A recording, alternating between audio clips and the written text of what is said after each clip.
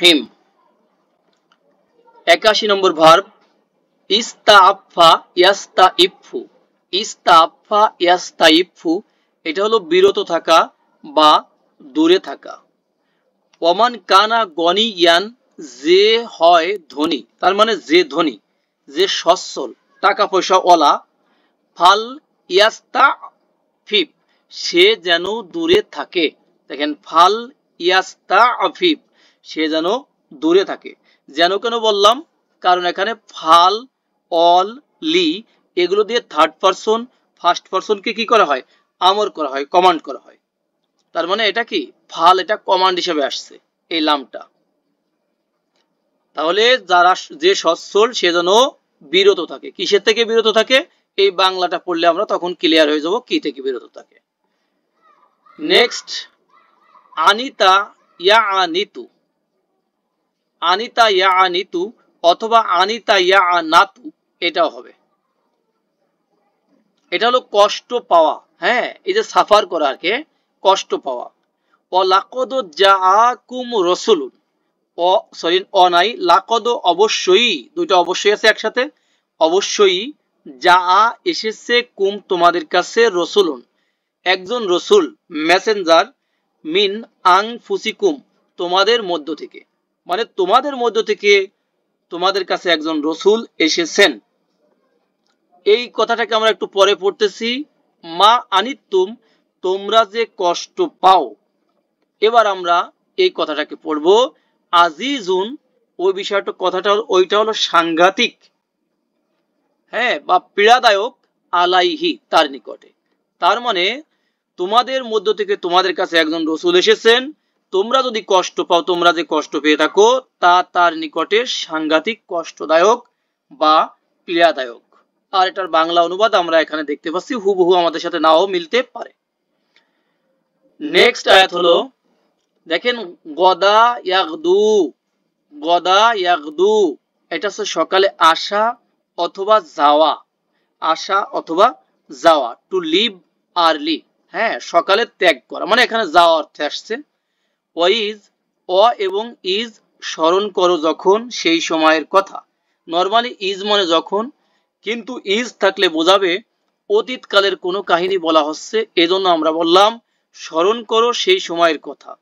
তার মানে remember when, recall when, mention when ও মোহাম্মদ। হ্যাঁ, গদাউতা যখন তুমি বের হয়ে গিয়েছিলে, মিন আহালিকা, মিন মানে থেকে, আহাল মানে পরিবার, কা মানে তোমার, তোমার পরিবার থেকে তুমি বের হয়ে গিয়েছিলে। তু বাউ উইউ এবং তুমি সাজিয়েছিলে, অ্যারেঞ্জ রিঅ্যারেঞ্জ করেছিলে, বিন্যস্ত করেছিলে, আল মুমিনিনা মুমিনদেরকে। মাকয়দা লিল কিতালি, দেখেন মাকয়দা হচ্ছে বিভিন্ন ঘাটিতে জবর আছে, লিল কিতালি যুদ্ধের জন্য। তাহলে স্মরণ করো সেই সময়ের কথা যখন তুমি তোমার পরিবার থেকে, ফ্যামিলি থেকে বের হয়ে গিয়েছিলে সকালবেলা, আর মুমিনদেরকে বিভিন্ন ঘাটিতে কি করেছিলে, বিন্যস্ত করেছিলে, সেটেল করে দিয়েছিলে যুদ্ধের জন্য। ভার্ব নম্বর 84 দেখেন গজ ইয়াগিজু রাগান্বিত হওয়া, আমাদের পরিচিত শব্দ গইজ, হ্যাঁ, রাগান্বিত হওয়া, আর এটার ভার্ব রাগান্বিত করা। হ্যাঁ, তাহলে ইউজিবু সে আনন্দ দেয় অথবা ইহা আনন্দ দেয়। যদি জুল আকল মানে মানুষ হয় তখন আমরা সে বলবো, আর আদারওয়াইজ আমরা ইহা বলবো। তাহলে ইহা আনন্দিত করে বা আনন্দ দেয় বা মুগ্ধ করে কাকে, জুররা কৃষককে বা চাষীকে ইহা আনন্দিত করে বা আনন্দ দেয়। লি যেন ইয়াইজ বিহিমুল কুফার, যেন যে তাদেরকে দিয়ে বা তাদের দ্বারা তিনি কুফফারদেরকে রাগান্বিত করতে পারেন অথবা কুফফারদের অন্তর্জ্বালা সৃষ্টি করতে পারেন। এই তিনি হলেন আল্লাহ। তাহলে আর এখানে ইহা মানে ফসল, চাষীকে আনন্দিত করে বা মুগ্ধ করে, আর চাষী তো মুগ্ধ হয়, এই তাদেরকে দিয়ে আল্লাহ কুফফারদের অন্তর্জ্বালা সৃষ্টি করেন। 85 নম্বর ভার্ব দেখেন আপরগ ইউফরিগু ঢেলে দেওয়া বা খালি করা। কলু তারা, এখানে নর্মাল অর্থ হলো তারা বলেছে, আসলে তারা বলবে ফিউচারে। কলু তারা বলবে রব্বানা হে আমাদের রব, যে আপরিগ ঢেলে দাও, আলাইনা আমাদের উপরে সবরন সবরকে। যদি আমরা এখানে তলুতের কাহিনী বলি তাহলে বলবো তারা বলেছিল, আর যদি আমরা সূরা আরাফের কাহিনী বলি তখন এটা হবে তারা বলবে। তাহলে তারা, যদি আমরা তলুতেরটা বলি তখন বলবো কি তারা বলেছিল যে হে আমাদের রব আমাদের উপর সবরকে মানে ধৈর্যকে ঢেলে দাও। নেক্সট হলো দেখেন ফারাগ ইয়া পরুগু মানে ফারেগ হওয়া, যেটাকে আমরা ফারেগ হওয়া বুঝি, মানে অবসর হওয়া, মানে কোনো কাজ ফিনিশ করে এখন আমি এই মুহূর্তে ফিরে আসি। আল্লাহ বলেন ফাইজা ফারাগতা, যখন তুমি ফারেগ হবে অবসর হবে, ফানসব তখন তুমি আত্মনিয়োগ করো, মশগুল হও মানে তোমার রবের ইবাদতে মশগুল হও তুমি। নেক্সট ভার্ব ইস্তাফার ইস্তাফাজ্জা ফাজ্জা ইয়াস্তাফিজ্জু, এটা হচ্ছে যে উচ্ছেদ করা, পদস্খলিত করা বা উচ্ছেদ করা কাউকে। ফা অতঃপর আরদা সে চাইলো, আরদা ইউরিদু মানে চাওয়া, ইচ্ছা করা, উইশ করা। আন যে ইয়াস্তাফিজ্জাহুম তিনি তাদেরকে উচ্ছেদ করতে চাইলেন, হ্যাঁ উচ্ছেদ করতে চাইলেন, মিনাল আরদি জমিন থেকে বা দেশ থেকে। ফা আপরগ এটা হচ্ছে ঢেলে দেওয়া, সরি নিমজ্জিত করা। ফা আগরকনা আমরা নিমজ্জিত করলাম মানে ডুবাইয়া দিলাম, হু তাকে, অমান মাআহু এবং তার সাথে যে অথবা যারা আছে তাদেরকে, জামিআন একসাথে সবাইকে মানে অল টুগেদার।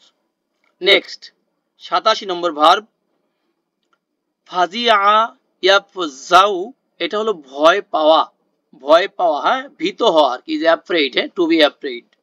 ইজ যখন দাখলু তারা প্রবেশ করলো, আলা দাউদা দাউদের উপরে মানে কি দাউদের কাছে।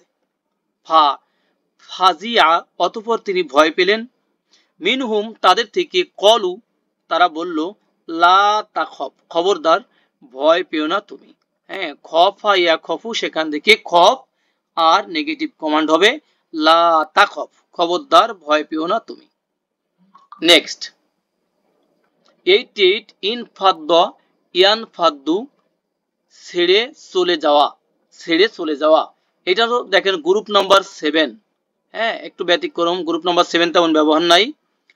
ফাইজা অতঃপর যখন, রাও তারা দেখে, তিজারতান ব্যবসা, আসলে এইটা তো আগে ঘটে গেছে, হ্যাঁ নরমাল ইজা আছে এই জন্য বললাম তারা দেখে, ব্যবসা দেখে, আও অথবা লাহওয়ান কোন রকম ক্রীড়া কৌতুক দেখে, খেল তামাশা এগুলো দেখে, ইনফাদ্দু ছেড়ে যায়, ইলাইহা সেদিকে মানে সেদিকে চলে যায়, হ্যাঁ চলে যায়, অ তারাকুকা এবং তোমাকে ত্যাগ করে, তরক করে, কয়মান দাঁড়ানো অবস্থায় মানে আল্লাহর নবী দাঁড়ায় থাকে, আর এই নতুন নতুন সাহাবীরা কোনো ক্রীড়া কৌতুক অথবা কোনো যদি ব্যবসা দেখে তারা সেদিকে আল্লাহর নবীকে দাঁড়ানো অবস্থায় তারা চলে যায়। 89 নম্বর ভার্ব দেখেন ফাতা ইয়াফুতু মানে হাত ছাড়া হওয়া বা ফৌত হওয়া, আমরা বলতে পারি সোজা কথায় ফৌত হওয়া। লি যেন কাইলা, কাইলা এটা হচ্ছে জবরদাতা এবং এক বছরে জবর দিবে, দ্বিবচন বহু বচনের নুনটাকে বিলুপ্ত করবে। হাজিনা ইয়াজানু হচ্ছে যে দুঃখ করা বা দুশ্চিন্তা করা। তাহলে লি কাইলা তাহজানু যেন তোমরা দুঃখ না করো, যেন তোমরা বিমর্ষ না হও, টেনশন না করো, আলা মা ফাতাকুম তোমরা যা হাত ছাড়া করেছো বা হাত ছাড়া হয়ে গিয়েছে, যা ফৌত হয়ে গিয়েছে সেজন্য তোমরা যেন দুঃখ না করো, অলা আর না মানে আর দুঃখ করো না, মা আসবাকুম যা তোমাদের উপর এসে পতিত হয়েছে মানে পড়েছে, আপতিত হয়েছে মানে তোমাদের উপর যে বিপদ আপদ এসেছে সেজন্য তোমরা দুঃখ করো না, আর তোমরা যা কিছু হারিয়েছো সেজন্য দুঃখ করো না। নেক্সট দেখেন ফার ইয়াফুরু, এটা হলো উতলে ওঠা। উতলে ওঠা, যেমন পানিতে যদি আমরা জাল দেই তখন উতলে ওঠে, তাই না? বয়েল হয়ে যায়, হ্যাঁ, ওভারফ্লো হয়ে যায়, এই যে ওভারফ্লো। ফাইজা অতঃপর যখন, যা আসে, ইজা আসে এই জন্য আমরা নর্মাল অর্থটা নিলাম, আসে আমরুনা আমাদের আমর, অর্ডার আদেশ আসে, অ ফার এবং কি হয় উতলে ওঠে।